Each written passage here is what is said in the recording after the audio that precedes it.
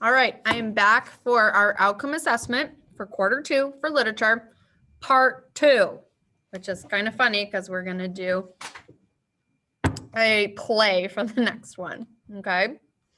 So for this one, I'm going to go ahead and read the play, which I will share on my screen so you can see that. Okay. Now, after I read the play, you are going to be answering questions 7 through 11.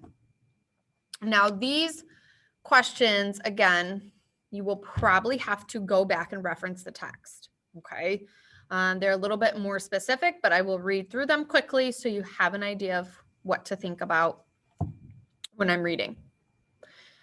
Okay, so number 7, based upon the passage, we can infer that Peter Lee is what?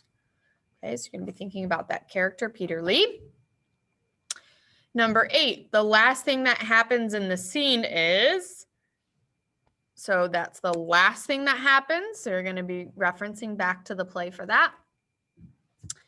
Number 9, the play version from Courage on the Oregon Trail contains all of the following except. So 3 of them are in the play. 1 is not. If you need to cross out the ones that are, and then circle the one that isn't. Okay, number 10, based upon the dialogue and the stage directions, how does Luke feel after the incident? Okay, so again, this is a short answer. So you're going to want to start off your answer saying Luke felt, or after, use text evidence, elaborate. Okay, check your capitalization, the spelling you best that you can, and your punctuation. Number 11, which sentence is not spoken in the play? Okay, so the key word is what's not spoken. Okay, all right, I'm going to go ahead and read. From the play Courage on the Oregon Trail, Act 1, Scene 1. Ma, Pa, and the wagon master, Jake, enter. Ma. Oh, Luke! She hugs him tightly for a long time. Jake, are you hurt? Luke, no, but he took my knife. The knife had my initials on the walnut handle. Jake, you're lucky you only lost a knife, boy. Peter Lee said Indians killed an emigrant last month. They don't always take kindly to us tramping through their land. Now I guard Peter Lee's leather bag when he's out scouting. Ruthie, what's in it?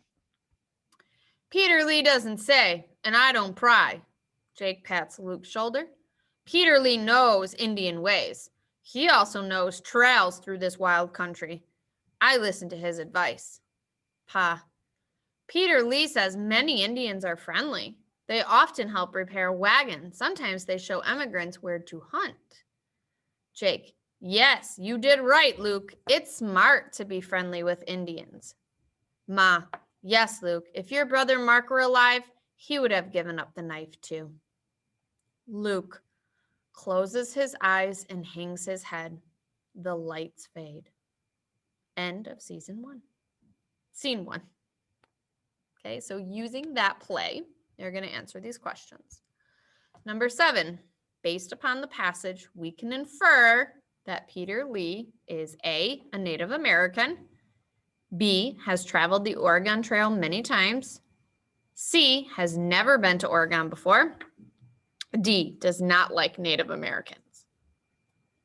Number 8, the last thing that happens in the scene is A, Jake speaks to Luke, B, Ma speaks to Jake, C, Luke closes his eyes and hangs his head, D, the curtain goes down. Okay, number 9.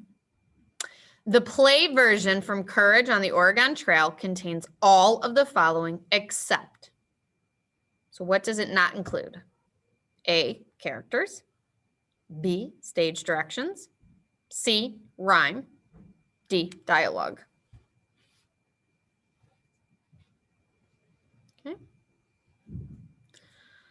Number 10, based upon the dialogue and the stage directions, how does Luke feel after the incident? go ahead. You'll answer that question. Number 11, which sentence is not spoken in the play? A, are you hurt? B, yes, you did right, Luke. C, she hugs him tightly for a long time. D, now I guard Peter Lee's leather bag when he's out scouting.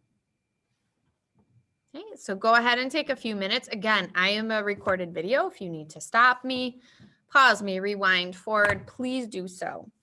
Okay, we always want you to do your best. Give you a minute. Okay, so once you have finished those, we're going to go ahead and move on to number 12. So number 12, again, is another short answer, but we are comparing. Okay, so it's a total of 4 points. Number 12 reads, both passages are about one family's journey west on the Oregon Trail. Identify differences between the structural elements of the two texts. Explain how you know. So you have one passage that is one of the texts that we've been practicing. Could be a poetry, prose, or drama.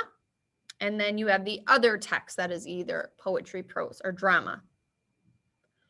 What does the first text have that the second text doesn't, and vice versa? So for 4 points, you want to make sure that you list 4 total, 2 different in each. Make sure you have complete sentences and you support your answer. Okay. When you are finished with this, you can go ahead and pause me while you finish. And then when you are done, we'll go ahead and do question number 13. So here is a picture. You can see it better on my screen because it is colored. Okay. Here you go. So before I read the poem, the question is asking, how does the illustration help you understand what the speaker is saying? So I do want you to take a few minutes and kind of think about, what is she doing? The illustration, what is going on in this picture? Queen Anne's lace. Queen Anne has washed her lace. She chose a summer's day and hung it in a grassy place to whiten if it may. Queen Anne has left it there and slept the dewy night, then walked to find the sunshine fair and all the meadows white.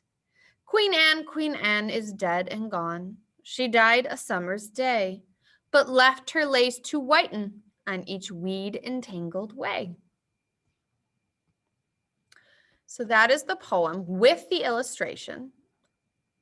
How does it help you understand what the speaker is saying? Is it A, the illustration helps me to understand what Queen Anne's dress looks like? B, the illustration helps me to understand that Queen Anne's lace is a flower and it blooms in the summer? C, the illustration helps me to understand that Queen Anne's lace is an old poem? Or D, the illustration helps me to understand that Queen Anne's lace was used to make dresses? So that is it for our outcome assessment. Like I said, there's 2 parts. Make sure you complete both. If you need extra time, please reach out to Ms. Provost as the second quarter does end tomorrow. Okay? Hope you enjoyed my reading and I hope to see you soon. Bye.